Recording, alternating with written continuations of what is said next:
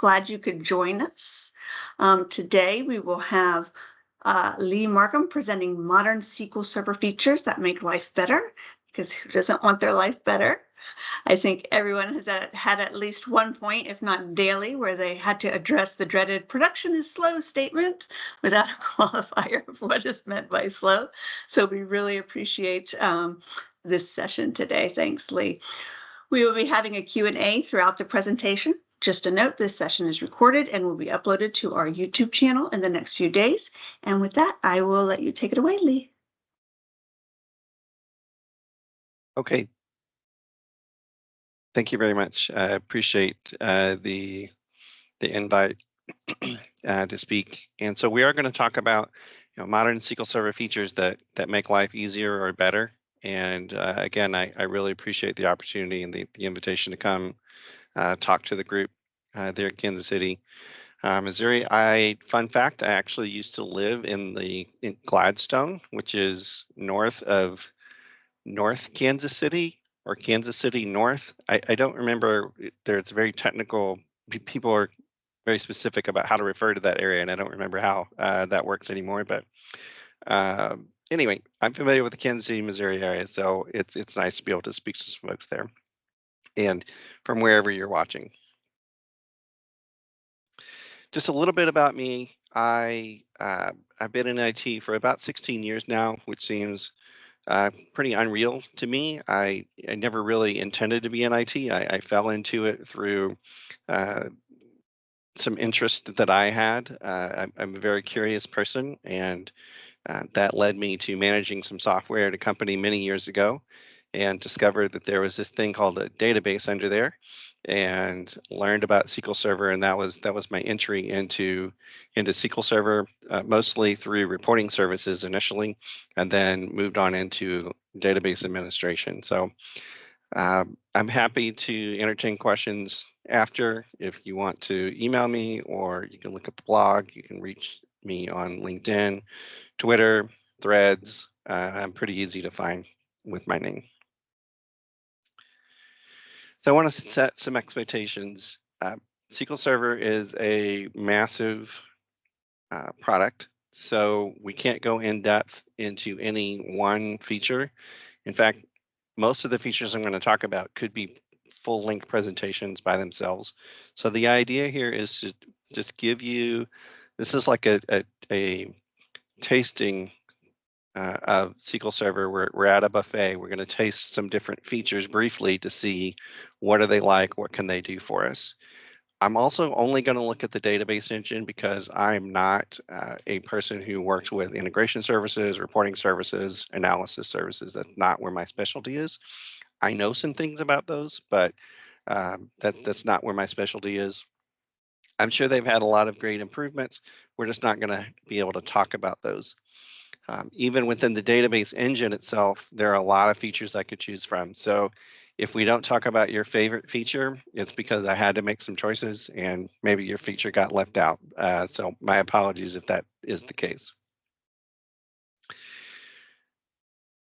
So we're going to talk about features in the following categories. We're going to look at performance, troubleshooting, things that make life easier in terms of T-SQL and high availability, and disaster recovery within modern SQL Server versions. How did I decide which SQL Server versions I was going to include? So I said anything that's currently supported is fair game. We can include that in the presentation if I want to. So SQL Server 2012 went out of support almost 2 years ago now. SQL Server 2014 is going to go out of extended support in a few months. So I'm looking at anything that was in 2014 or newer. And if there are exceptions, I'll point that out. And the only reason there would be exceptions is if something that was introduced back in 2012 is still actually being currently expanded upon and developed by Microsoft in the product. So performance features. Let's talk about performance features that are going to make your life better and easier.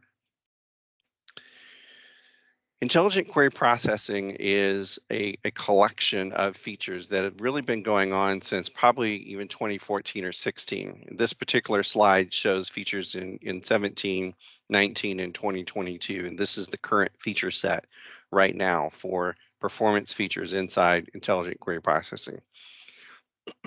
um, as you can see, there's a large feature set there. Each one of these is a unique and interesting thing to think about how it might impact you. We're going to touch on just a few of these.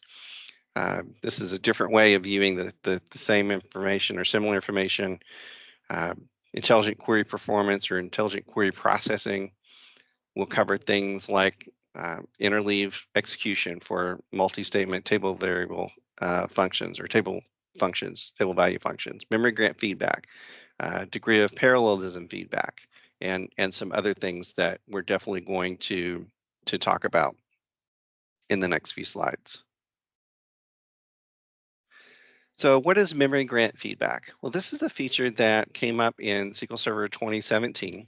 And the idea for that is that when a query is submitted to SQL Server, the engine makes an estimate of how much memory a particular query is going to need. I'm just going to make up some numbers for examples. Let's say it needs 24 gig. And it runs, and SQL Server realizes, oh, it only used 2 gig of RAM. So the next time SQL Server sees that query with this feature, what happens is that it'll actually lower the amount of RAM that is granted for that particular query because we're trying to be good stewards of the resources. And in that case, what could happen is it goes down too much based on the parameters that are passed into the query. And let's say that query that used 2 gig last time now uses 8 gig. And you have the tempdb spill to disk scenario. So then the next time it comes around, SQL Server sees that and it adjusts back up. Well, that can create this zigzag effect back and forth, and it's maybe better than not having this feature at all. Um, but there is some improvements that we're going to talk about in just a moment. But at the SQL Server 2017 and 19 level, this feedback mechanism is lost when the SQL Server gets restarted or the machine's rebooted. It doesn't also apply for anything where you've hinted for a recompile to happen. In SQL Server 2022, this feature has been enhanced to something called persisted and percentile memory grant feedback. So in combination with query store that has to be enabled and in the read-write mode, what happens is that zigzag effect gets flattened or smoothed out using percentile memory. So instead of going back and forth at lows and highs, you get a nice average percentile where it tries to hit the middle ground of the amount of RAM that is given to any particular query. And the other fantastic thing is that it's also persisted. So it will survive a reboot of SQL Server, the service, or the machine, because this information, this memory grant feedback information, is now persisted inside the query store. So that's pretty nice. SQL Server doesn't have to start over from scratch. So every time it sees that query now, it can just look in the query store to figure out how much memory it should grant to a particular query.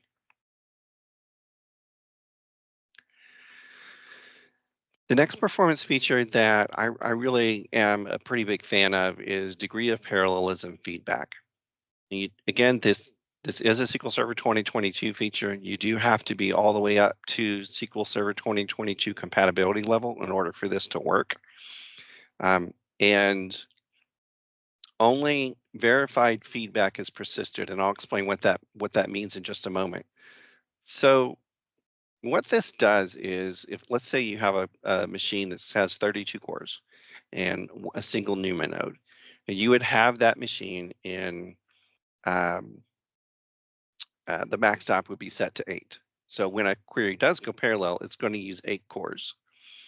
With this feature, what happens is the query runs and SQL Server does an evaluation and it says, this query is eligible for DOP feedback. And the next time it sees that query, it will then lower the number of cores that are used during parallelism. It may go down to 6 or even 4. The query runs, and the engine does an analysis after the fact, and it looks at performance metrics. Did the query run with approximately the same level of good performance with 4 cores versus 8 cores? It looks at a number of things, including duration. If the answer is yes, then the next time it sees that same query, it might actually lower it again down to 2. So the query that was running with 8 cores for parallelism is now running at 2. It'll do the same evaluation. If it realizes, oh, the duration is now significantly more, or other metrics it takes into consideration have now increased, then it realizes, oh, 2 is not enough, and it will then persist in the query store that good value of 4 from the last test that it had done. So then the next time that same query runs, it will use 4 CPU instead of the 8 that it normally would use with a max DOP of 8 at the server or database level. So I really like this feature because, again, it's a way to conserve and make good use of your resources. You're essentially freeing up, in the example I gave, 4 cores that can now be used for something else. And so I really like that particular feature.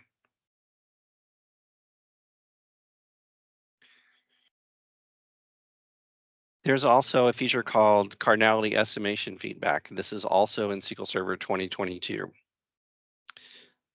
The cardinality estimator is the way that the SQL Server, the database engine, tries to think about whether values are particularly correlated to each other. So for example, city and state.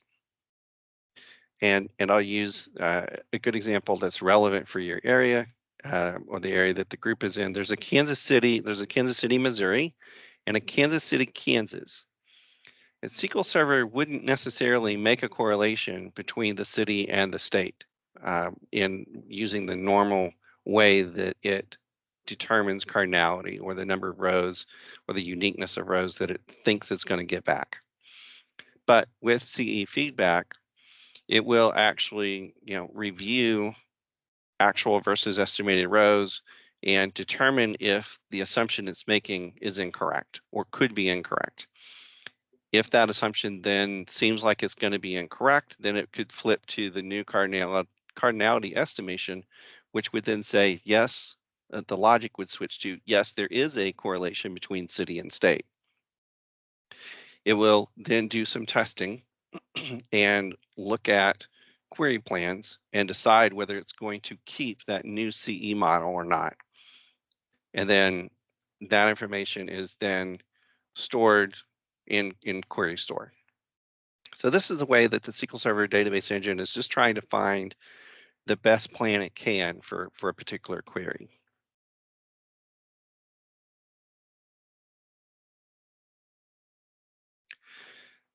Another feature for performance that's going to make life easier and better is optimized plan forcing. So again, you need Query Store. This is for queries that have had their plans forced inside the Query Store. The engine will make a determination through some heuristics about, does it make sense to continue to do a complete compile on this query, or should I create what's now called a compilation script, where certain steps can then just be replayed from the script?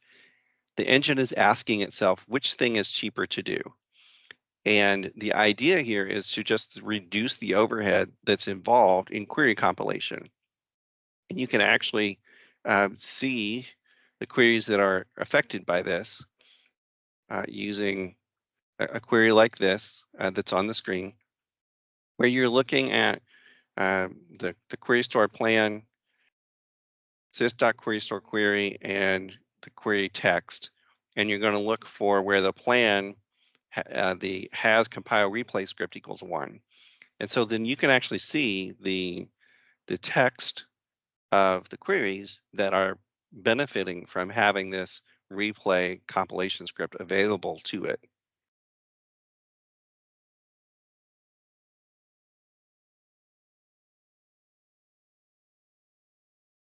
Another performance feature, another feature that's going to make your life easier, particularly in terms of how are my queries performing, is Query Store.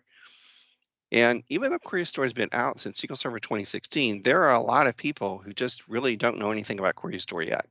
They maybe even haven't heard of it, which is really surprising. The feature's 8 years old now, but I still run into people who don't know what it is, they don't know what it's about, and so I'm excited to tell you a little bit about it today. There are on this slide a couple of links to some presentations. I did one, and Aaron Salato did a presentation on Query Store, and you can go out and look at those full presentations. But the idea for Query Store is that it's like a, a flight recorder. Just like a flight recorder system works for an airplane, Query Store does a similar thing for the SQL Server database engine.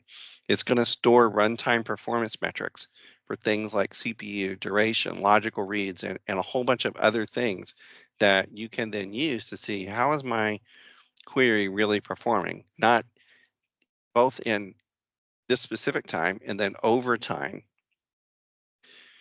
The other thing that I really like about this is that Query Store based beginning in SQL Server 2017 will actually collect wait stats information. So you can see what a particular query was waiting on in terms of resources. Was it restrained or constrained by page IO latch waits, for example, where it's waiting on disk activity? We're reading information from the disk into memory. Was it waiting on resource semaphore wait, which means it didn't have enough memory to even get started, and other things like that. Now, early on in 2016, when it was released, it did hit some bugs. There were some issues where some customers reported that Query Store actually caused performance issues and slowed their system down. At this point, I want to remind you that there have been now 3 additional versions of SQL Server. Since then, this product has been patched and tweaked many times since then. So I want to be honest about some experiences that did happen, but I have used it even in 2016 and I didn't have a problem with it. In newer versions of SQL Server, there is, beginning in 2019, a custom capture policy where you can further refine and tune what exactly it is that SQL Server is going to capture inside the query store. So for example, you can tell it only capture queries that have ran for 5 seconds or have only used up a certain amount of CPU. That way, the other queries that have smaller durations or smaller resource usage aren't stored by Query Store. You won't even see them in there, and you can better focus on just the things that you want to look at.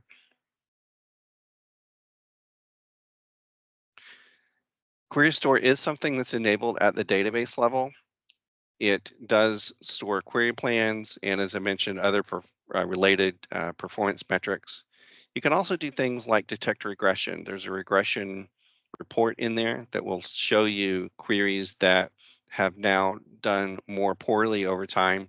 And you can also force good query plans. So if you have a scenario where you can't fix the query right now for whatever reason, you can tell SQL Server, when you see this particular SQL, please use this plan. There are particular guidelines that must be present in order for that force plan to actually work.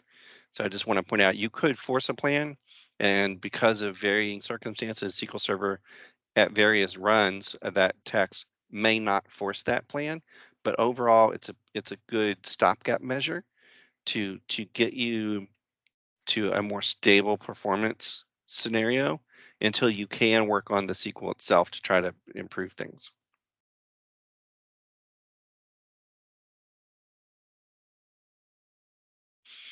Again, there are various performance reports. You can do it a couple of different ways. They have bar graphs, and you can also change it so you see the SQL text itself.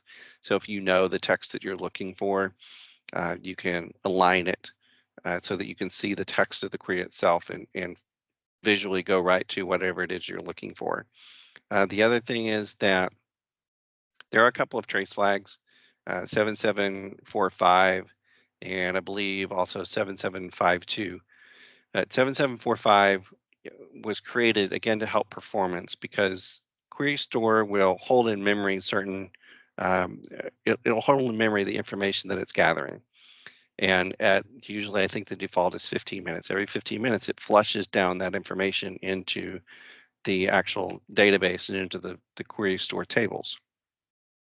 So what was happening is when people would need to restart the SQL Server or they would reboot the machine, SQL Server would try to flush that information down, and that would actually slow down the the restart and reboot process. And so 7745 trace flag prevents that flush of information so that the server service will restart or the system, the computer will restart. Now that does mean you lose 15 minutes of information, but you lose 15 minutes of query performance information versus having to wait a long time to get the restart to happen. And you may need the restart quickly because you're trying to accomplish something and you have a small window.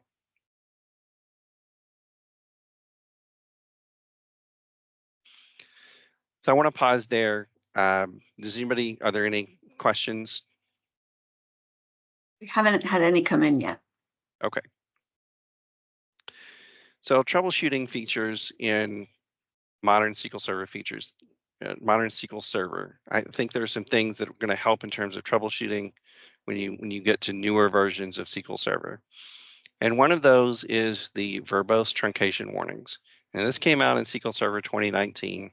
And I'm really surprised that it took so long to get this feature because I know it's something that's been asked for a long time. It's um, been in Connect and a bunch of other mechanisms that Microsoft has used for feedback on what do we want to see in SQL Server. I'm sure most of us have had a situation where a SQL Server job has ran, it's failed, and you see this warning on the screen where it just says string or binary data would be truncated, the statement has been terminated. And that's all you get. You may have never seen this job. It might have ran for 3 minutes or 3 hours, and then you get this message. And this is a hard thing, or it can be a difficult thing to try to work through because you've never seen the job, you don't know what it does. So you have to do a bunch of data spelunking to find out what is this data that was going to be truncated that caused this error to happen. So we get a better message now in SQL Server 2019. Will actually tell us the table or the database and table and the column name of the data that would have been truncated. So from the previous example in this slide, I had created a table and I tried to insert some values that I knew would be too long. And in 2019, you get a message that actually shows you that the truncated value is going to be Arizona SQ. And that clues you in right away what value was truncated, where the problem was, and what database and table and column was involved. You can turn this on in SQL Server 2017 with trace flag 460.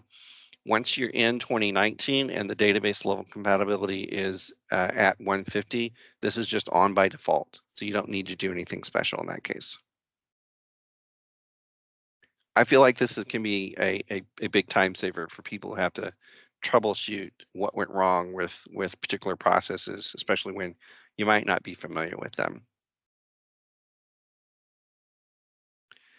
So another troubleshooting feature, and I also feel like data recovery feature, is temporal tables or system version tables.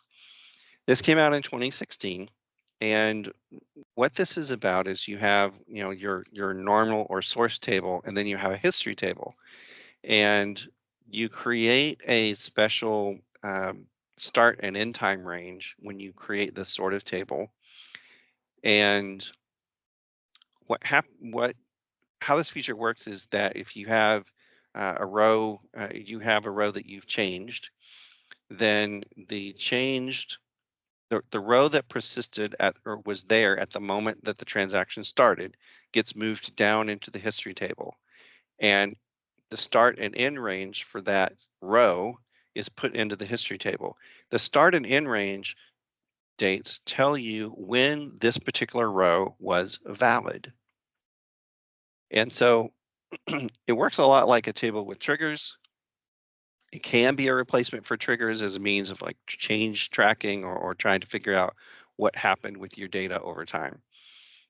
So you can figure out things like how did the price of this product that we sell change over the last 6 months using this kind of data for as an example. Now, what it doesn't do is track who made the change. There is a link on this slide where Aaron Bertrand has talked about a solution for that so that you can get both the changes and the who in case the who is important for you or your business. If you want to track who as well as what, and you're on SQL Server 2022, there is a new feature called Ledger. I'm not going to go into that. I'm just mentioning it here so that you know there's another way, another feature that could make things easier for you in terms of change tracking. The thing that I instantly thought of, and that there are now more complete articles about and examples about, is this is actually great for recovering data. So let's say you have an oops delete from someone. Maybe you did it. And your database is 2 terabytes. Well, if your database is in the cloud, you have backups in blob storage or AWS S3, you have to download a 2 gig file or a 2 terabyte file. Then you have to restore that. And then you can start troubleshooting. That's going to take an hour or two. With a temporal table in place, you can actually just start troubleshooting right away by looking at the start and end dates for when the row was actually active. So if you know you made a mistake or someone made a mistake at 3:43 a.m. last Tuesday, you can actually use that information to query the history table and find out what were the records like at 3:43 a.m. last Tuesday, and then use those records to just revert. You can use those records to do an update to fix the row changes that were unintentional. I really love this feature for this particular purpose and reason because it saves a lot of time. It saves the database team time, saves developers time, it saves customers time. So if something gets messed up and the customer notices, or something doesn't work now because the data has been messed up, and the customer brings this to your attention, you can use this feature to start troubleshooting it and fixing it right away instead of having to tell your customer, well, your database is 2 terabytes, so it's going to take a couple of hours for us to even start troubleshooting that. No customer wants to hear that.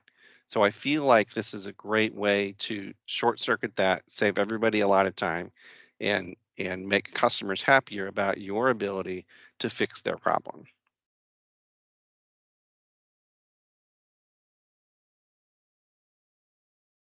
So the next category that we're going to look at is T-SQL enhancements and features.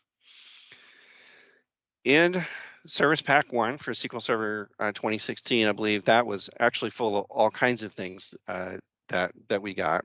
But in terms of T-SQL, I'll touch on just a few of them. We have the drop if exists and create or alter. So the drop if exists is a great way to shorten your SQL to make things simpler for people who have to drop and create objects as part of their development. So instead of having to test for does this object exist, if it does, now drop it, you can just use this drop if exists feature in the SQL, and you're typing a lot less, and you can move on and get things done quicker. Creator alter works similarly in the sense that if you have an existing object, let's say you've created a stored procedure and now you need to change it. You can do just an alter on it.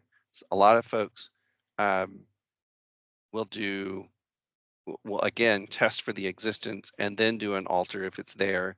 You can get around that by just saying create or alter. So when you make the stored procedure, you can say create or alter my new stored procedure. And if it's not there, it will make the procedure. If it is there, it will just alter the procedure definition to whatever it is that's in this particular text. Now, one point to make about this is that this will actually help you with query store. So part of how query store works is it creates query IDs for particular SQL texts or SQL text patterns or hash patterns. If you drop a stored procedure and then recreate it, that procedure gets a new object ID in the system in the SQL engine, and it gets a new query ID in query store. That can be problematic if you're trying to watch performance for that particular procedure across time, because the query ID is going to change. And one of the things that you can do in Query Store is use a query ID to hone in on a particular query and then put a range of time, let's say a week or 2 weeks on it. And you can see across that week or two, how is this query performed? Well, if you drop the procedure and then recreate it with a new definition, now you've just say, shortened your 2 week frame to maybe it's only 3 days, because 3 days into the frame that you're looking at, someone dropped and recreated that procedure. Now your information's gone. You have to go find what's the new query ID and then search that information. So this is another thing that can help you when you're working with the query store feature as well, is using create or alter instead of dropping and recreating objects.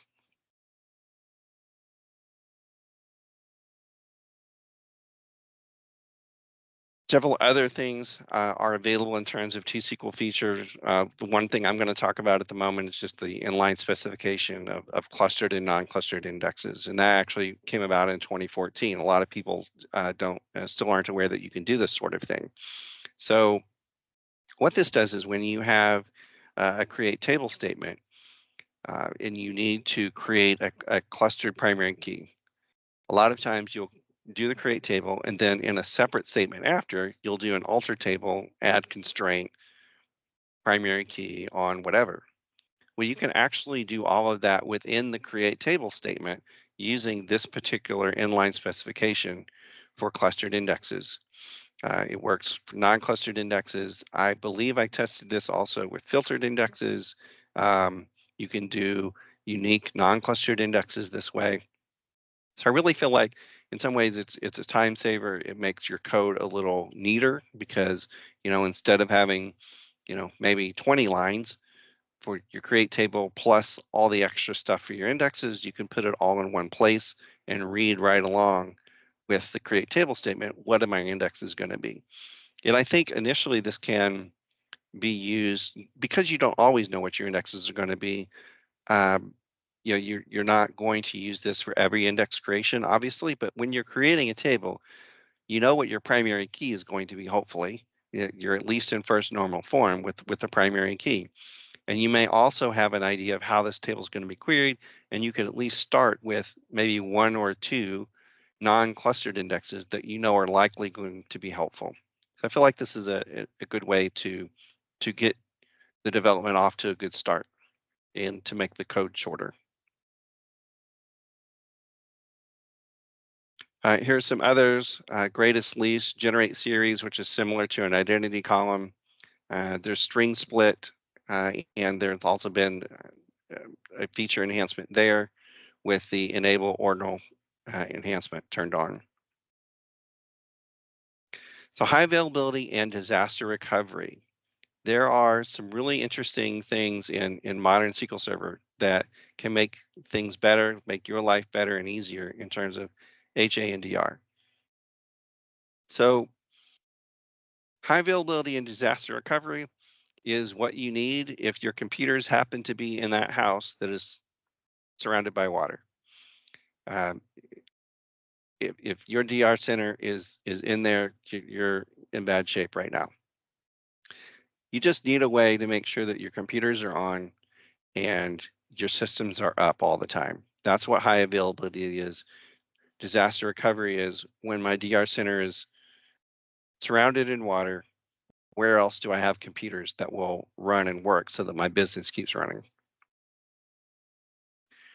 So one of the things that I really like about modern SQL Server is availability groups.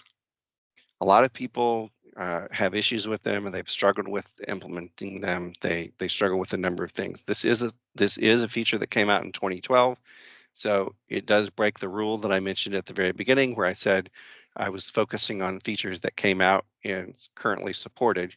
However, I did say that I'm looking at features that are still being worked on and built up and added to, and availability groups certainly are that. So uh, a couple of common things is, well, what even is an always on availability group? There's a link there on the slide deck. And that second link is a common question. What do I do when the availability group isn't synchronizing? So availability groups are built on Windows Server failover cluster instances, just like a SQL Server failover cluster instance.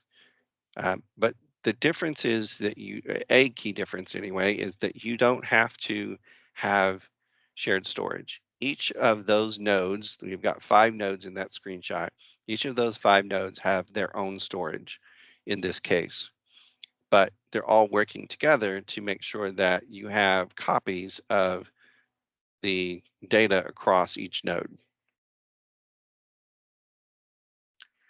So this might be what a common scenario looks like in terms of high availability and disaster recovery in the same scenario, where you have a data center with 2 nodes eh, with synchronous replication or um, synchronous movement of the data between the primary and the secondary in that data center. And then you would have asynchronous movement of data between the primary and the DR location. And so you have high availability on the left because if you lose the primary for some reason, you can just fail over to the secondary. You have disaster recovery in this scenario because if you lose the entire data center on the left, you have disaster recovery sitting and waiting for you on the right-hand side that you can just fail over to. So I really like this feature. I think it's fantastic for upgrades. And one of the things that you can actually do is in this scenario, you can, over on the left in that DC where it says data center there, you have a primary and secondary. Let's say those are SQL 2014, and you want to upgrade to SQL 2019 or SQL 2022. You can actually add in SQL Server 2022 secondaries to that availability group. And then when you're ready, you fail over from the primary to your new SQL Server 2022 primary. Then you would just remove the older 2014 boxes from the availability group and then the cluster, and then you've done an upgrade.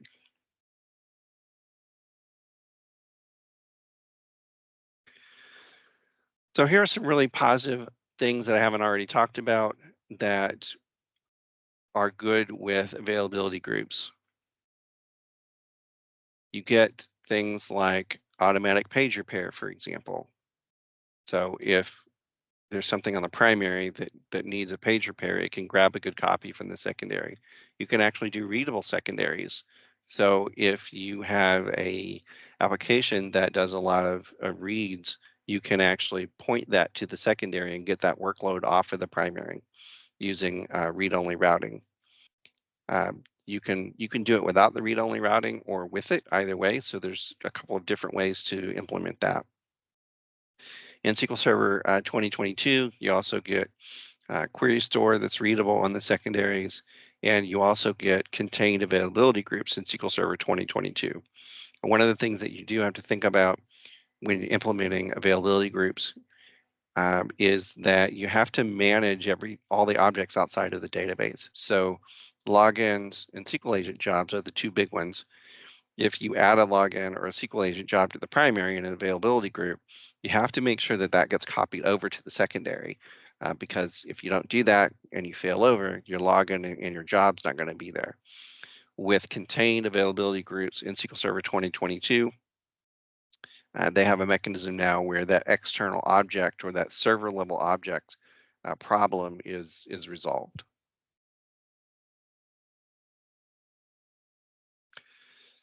Also new in this HADR category is accelerated database recovery. We got this in SQL Server 2019, and this uses something similar to how read committed snapshot isolation works, in the sense that you get a persisted version store of records as they get changed across time. So let's say that you are running a script that is changing a bunch of emails. Maybe your email address format has changed and it's not, name at adventure-works.com. Now you've gotten rid of the dash because that's hard to remember. It's annoying people, whatever the reason is. You're changing the email format and someone's running a script. They've tested this script, of course, because everyone knows we test before we do production, right? And in the test, it worked fine. In production, it seems to take a lot longer and people can't tell exactly what it's doing. They're getting worried. And someone has the bright idea to restart the SQL Server, because they know that the SQL Server will do recovery, and that'll kill your session and it'll roll back whatever changes have happened. Without this feature, SQL Server is going to read sequentially through the transaction log and either undo or redo in order for recovery to happen. With accelerated database recovery, what happens instead is it uses that persisted version store to see what are the records for a particular point in time that it knows it has to recover to, and it will actually just do what it calls a logical revert, and it uses that persisted version store to simply logically revert those records instead of serially reading through the transaction log. This has actually saved me lots of downtime. I turned this on in several large databases um, where there was a lot of activity happening at the time that we happened to be doing some of our patching for our systems. And recovery time for those databases went from 10 or 15 minutes, or even longer in some cases, to 1 or 2 minutes. Now, we were in a maintenance window. It wasn't that big of a deal that it was taking a while, except that it just was taking a while. And we didn't all want to just be sitting here waiting for this database to come back online so that we can come out of our maintenance window. And the other reality is, of course, the less downtime you have, the better. So I feel like this is a great way to minimize your downtime by having this particular feature enabled. Question. And I missed it, my apologies. Brian asked, would using an asynchronous node in availability group work for reporting offload instead of replication? So yes, so let me explain synchronous versus asynchronous there. So in this case, synchronous means we have a transaction running on the primary, and synchronous means that on the secondary, it has to commit on both the primary and the secondary before the application gets the signal that this record is complete. Asynchronous says, I only need a commit on the primary. I'm not waiting on a commit from the secondary. So you actually could do reporting from either synchronous or asynchronous for availability groups. Um, I hope that answers the question. If it doesn't, let me know and I'll try to take another stab at that. Yes, thank Okay. you. That answered. Okay. Good. So for accelerated database recovery, there's an enhancement in SQL Server 2022, where now that process of logically reverting databases during recovery doesn't happen single threaded or one database at a time. Now you can do multi threaded accelerated database recovery. So, in a system where you have 16 cores, for example, and you have, let's say you have 50 databases on it, you could set the ADR cleaner thread count to 16. And then during recovery, it will do the ADR process, the accelerated database recovery process, on 16 databases at a time to get the recovery to happen faster. So those 50 databases will recover quicker because you're doing 16 at a time. And there are some guidelines about not setting it too high, and you should definitely check those out. But I feel like this is a good change that makes your life easier because you can worry less about, how long is it going to take for everything to come online once patching is done, for an example.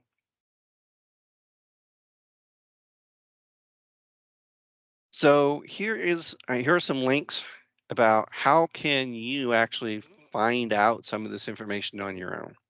Of course, Microsoft Docs is a great place. They always, when Microsoft creates a new version, will have a page that links to what's new in SQL Server version, whatever. MS SQL Tips, I love that place, that particular website. They always have some kind of new features articles, usually more than one, when SQL Server new versions are released. The Pythian.com, I like that. Century One also has usually articles about new features when they come out. Now, Aaron Bertrand has one that I want to point out. That second slide from the bottom, or that second link from the bottom in that slide, fishing for features in community versions. So he talks about how he goes about investigating the SQL Server itself through queries to find new features. And I think one of his examples was looking at sys.messages, where he found new user-defined messages that could be made available. So I mentioned at the beginning that I only have so much time and that there are lots of great features in SQL Server. Here are some that could have made the list that we could have talked about. In-memory OLTP, also previously known as Hekaton, can have a lot of great benefits for certain kinds of workloads. Backup encryption, so that we can protect backups at rest. There are things like dynamic data masking. Column store indexes is a great thing for reporting. Someone talked about doing reporting. Column store indexes are a great way to enhance reporting because they can enhance query performance because they can get in and out quicker through something called segment elimination. And then there's a favorite of mine that I didn't talk about. Maybe I should add it in so I can actually talk about it. Is data virtualization in SQL Server 2019 and forward. I feel like that's a great feature that doesn't get talked about. So we talked about intelligent query processing, query store. We talked about things like verbose truncation warnings, temporal tables to help you do troubleshooting. We looked at T-SQL enhancements. We talked about availability groups and accelerated database recovery. So these are all modern SQL Server features that make life easier and better for you as a data professional. I appreciate everyone's attendance, and if we have any questions, I'm still here. We can entertain those questions. We do have a couple questions. We have one that says that they're working, and I guess this is more of a professional question. I'm working as a SQL Server developer from the last year and gained good knowledge about the database. Along with SQL, I have a medium level of knowledge of web development, like creating APIs and consuming these. Now I'm confused about which career path I have to select. Should I continue working as a database developer or find other career paths? Please share your opinion. That's an excellent question, and everyone is always asking themselves career questions, whether we like to admit Yeah, it or not. absolutely, 100%. So, um, I think my opinion is that the database developer role is underutilized. I think that it's turned more into, so there's a new-ish role now called database engineering, which to me is kind of a splicing of part of what a DBA does, part of what a developer does, and part of what a DevOps person might do in terms of automation of processes. And in some ways, it's an interesting phenomenon to see a new title and kind of a new collection of responsibilities be created under that database engineering role. That I think came from site reliability engineering. And so now there are also database reliability engineers. So I say all that to say there are a lot of options. I don't think I would focus on the SQL developer role now. I personally wouldn't just focus on that. Partly because cloud has exploded our options. It's exploded the options of businesses. And so they're looking for people who can essentially put a hug around, for lack of a better word, put a hug around as many things as possible. So it's almost now like it's better to know 15 things 3 or 4 inches deep in some cases than to know 3 or 4 things 9 or 10 inches deep. If that hopefully that analogy kind of makes sense. It's better to generalize um, It's the than age of to generalization for sure. In fact, that's a title yes, I usually, it might even be on my LinkedIn, is data generalist. Is I, tongue in cheek call myself, because literally I think almost every company I've worked with, it's like they're like, okay, databases, or SQL, or okay, we're gonna have you do this. It doesn't matter if you haven't had experience, right? We're fine. You've got right. experience in this other. You'll be able to figure it out, which is actually the truth. A lot of them make it so you can easily move from one space to the next. And I think Yeah. since you're Mohammed, I think since your SQL Server developer aligns with other development, you're going to find a really good space kind of down the road when you move to the cloud, if you have not already. Using Python and SQL all in notebooks would probably be a great path for you to go down. Yes, absolutely. We have another question. The one I think that's most common question ever asked in a session. Will this deck be available somewhere after this meeting? Absolutely, it will be. And there's SQL for this. There are demos that go along with most of what I talk about. I just didn't have time to do those demos today. So not Sure. only you have the slides, there'll be SQL that you can access. Okay. And if you want to shoot those to me later, Lee, I'll put them in with the YouTube, and then also the meetup event for it to be shared with everybody. Yes, absolutely. Then we have another question from Brian. When you mentioned backup encryption, are you speaking about TDE, or is there another option as well? So I am speaking of something different. So transparent data encryption is about data at rest. So it's your database connected to a SQL Server instance, and it's encrypted sitting there on the disk. Backup encryption is when you run a backup database statement and create a .bak file or .trn for transaction log. It is um, it's not encrypted by default, which means if someone could access those files, they could steal your data. They could steal your customer's data. With backup encryption, you create a certificate, and that backup is then encrypted with the certificate along with the other mechanisms that are involved in encryption within Windows and SQL Server. So then if someone manages to take the backups without the certificate, they can't do anything with the backup. So the backup data, that data in there is protected. Am I allowed to speak in here, Absolutely. or would you rather chat? This is my first ones. Pardon me. ask your question.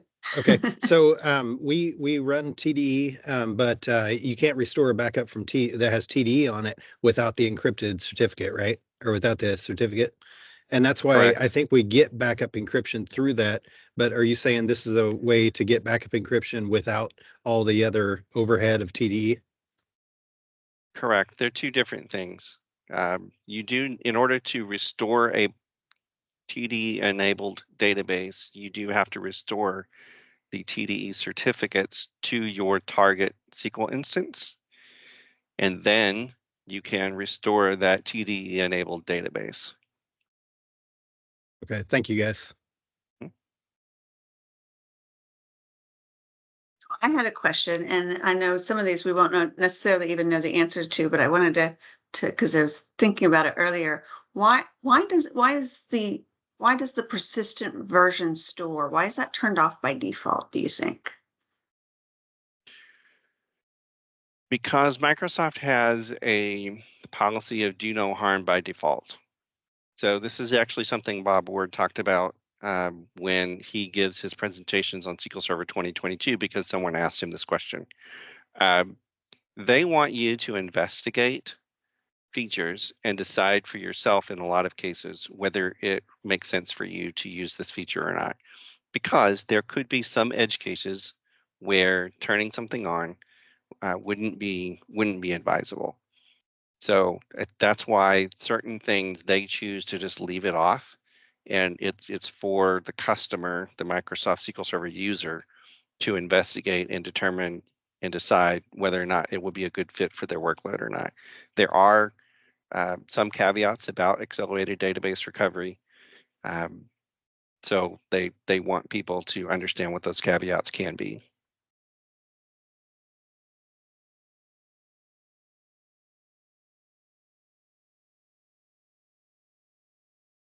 Righty.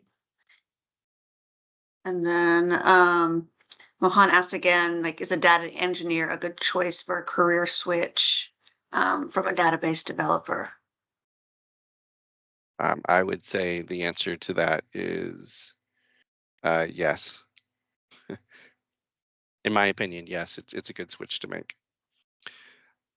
I do apologize. I have a hard stop that we're a meeting that's going to start in just a moment. So I definitely appreciate the questions. If there are more, my email is on the screen.